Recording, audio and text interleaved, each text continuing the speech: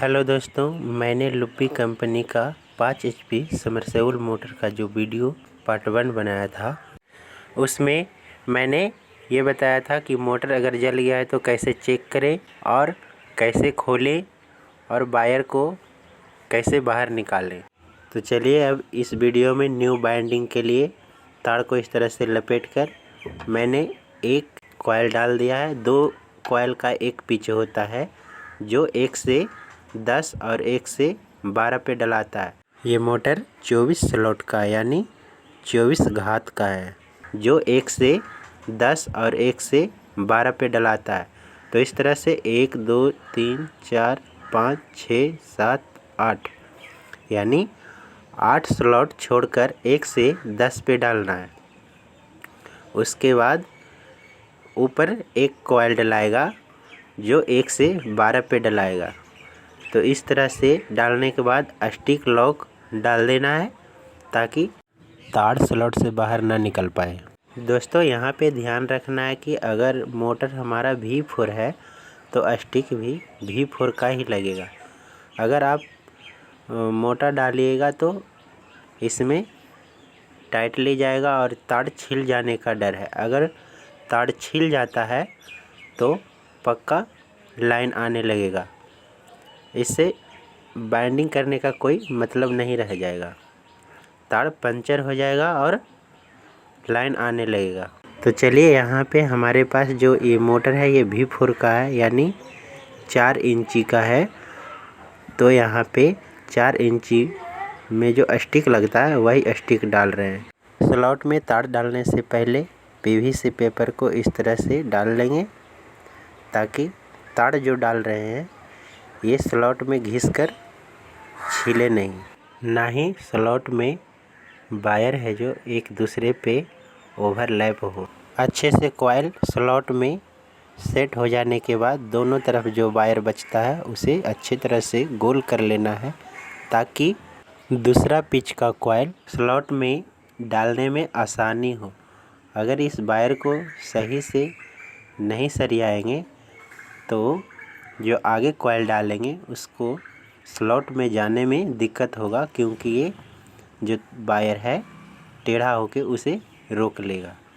तो चलिए डालने से पहले इस तरह से PVC पेपर स्लॉट में डाल लेना। उसके बाद इस तरह से तार को डालना है, नहीं तो तार स्लॉट में घिसकर कट जाएगा और पंचर हो जाएगा, इससे बॉडी में लाइन आने लगेगा।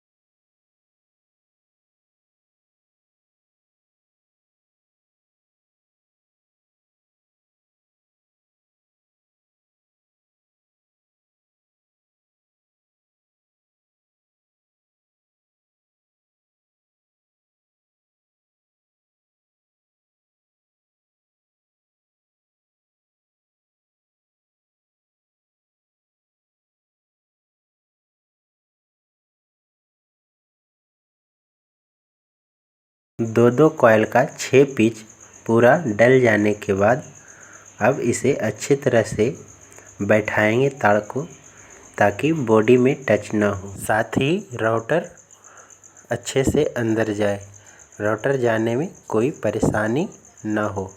दोस्तों, ज़्यादातर मिस्त्री का यहीं पे मिस्टेक होता है कि ये जो बाइंडिंग होकर तार बाहर निकला है, इसे अच्छे से बैठा नहीं पाते हैं और सेट कर देते हैं। अंदर में सेट करने के बाद तो कोई देखता नहीं है कहाँ बह रहा है, कहाँ नहीं बह रहा है। तो सावधानी से अच्छी तरह से इसे बाइंडिंग करना है, ताकि ना ज़्यादा नीचे रहे और ना ज़्यादा ऊपर रहे। अगर नीचे की ओर लपा हुआ रह जाएगा, यानी अंदर की ओर, तो राउटर बजेगा, और बाहर की ओर रहेगा तो हाउजिंग। यहाँ पे हाउजिंग देखिए थ्रेड पे है। अगर ज़्यादा बज रहा है तार बाहर की तरफ, तो थ्रेड यानी गुना कसते समय ये घिस जाएगा और तार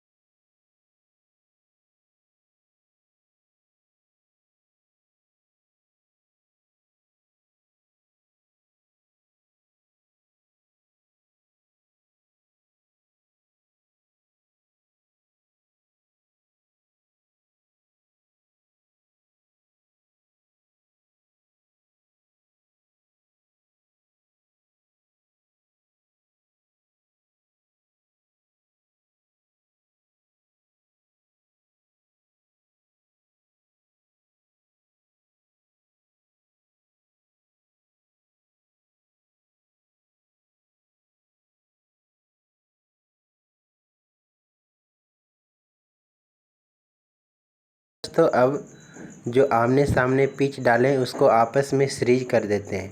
सीरीज कर लेने के बाद अब हमारे पास 6 लीड बचता है, जिसमें से अल्टरनेट करके एक को अंदर की तरफ और एक को बाहर की तरफ करके स्टार मारना है। ये हम स्टार कनेक्शन कर रहे हैं। अंदर के हर एक अल्टरनेट लीड आपस में जुड़कर स्टार बन जाएगा, और जो बाहर के तरफ बच रहा है, जिसे मैं बॉडी के तरफ टेढ़ा कर रखा है, इसमें RYB रेड, येलो, ब्लू तीनों फेज जुट जाएगा, जिससे सप्लाई आएगा। देख सकते हैं ये ब्लू कलर का वायर है जिसे मैं कनेक्ट कर रहा हूँ। दोस्तों, यहाँ पे ये ध्यान रखना है कि जितना भी जॉइंट कर रहे हैं वो सभी के सभी टाइट जॉइंट करना है। अगर लूज रहेगा तो ये स्पार्क करेगा और इस पे लगा टेप जल जाएगा, जिससे मोटर शॉर्ट कर जाएगा। तो ध्यान रखना, अच्छी तरह से टाइट कर लेने के बाद वाटर प्रूफ टेप मारना है, जो साइकिल के ट्यूब जैसा होता है। उसे मार लेने के बाद ही इंसुलेशन टेप मारें, जैसा कि मैंने हर एक जॉइंट में मारा है। तो चलिए ब्लू कलर के जॉइंट हो जाने के बाद येलो करेंगे एवं अंत में रेड करेंगे। इसके बाद सभी वायर को एक साथ टेपिंग करके फिर बाइंडिंग के ऊपर गोल घुमावदार करके बांध देना है। दोस्तों ये 5 HP का मोटर है, इसलिए हमने 3 ही फेज बाहर निकाला है। अगर ये 7.5 HP रहता तो हम ये जो 6 लीड अंदर शॉर्ट करके यानी स्टार मार के छोड़ दिए हैं, उसे भी कनेक्शन करके एक और केबल में लाना होता है जो ड्यूअल स्टार्टर से चलता, स्टार डेल्टा से। तो चलिए बाइंडिंग हो जाने के बाद बाइंडिंग पे बोर कैप लगाएंगे इस तरह से और हाउजिंग ब्लॉक कसेंगे। हाउजिंग ब्लॉक थ्रेड पे रहता है, इसे टाइट कर लेने के बाद ये हाउजिंग कसेंगे। अपर हाउजिंग ये एलेंकी बोल्ट पे है, उधर कस लेने के बाद अब राउटर को आसानी से डालेंगे ताकि कहीं पे टच ना हो। इस तरह से इसे थ्रेड कस लेने के बाद थ्रोटल बेरिंग असेंबल कसना है। थ्रोटल बेरिंग असेंबल कसते समय ध्यान रखना है थ्रोटल डिस्क पे थ्रोटल पैड अच्छे से बैठ जाए। उसके बाद धीरे से इसे बेस को लगाना है। इसे लगा लेने के बाद सभी नट बोल्ट को टाइटली कस देना है ताकि पानी भरते समय पानी कहीं से लीकेज ना हो। अगर पानी लीकेज हो जाएगा तो पार्टी ले जाते समय हो सकता है वहाँ पे भरे या नहीं भरे, तो मोटर जलने का डर रहेगा। तो चलिए अब पानी भर लेने के बाद चेक करते हैं। चलिए हमारे पास ठंडा गर्म लाइन है, तो इसी से कंडेंसर के सहायता से हमें चेक कर लेना है कि मोटर चल रहा है या नहीं। ये देखिए कितना स्मूथली चल रहा है। वीडियो देखने के लिए धन्यवाद दोस्तों। कुछ गलती हो तो कमेंट बॉक्स में सुझाव दें एवं चैनल को सब्सक्राइब करें, शेयर करें। Thank you.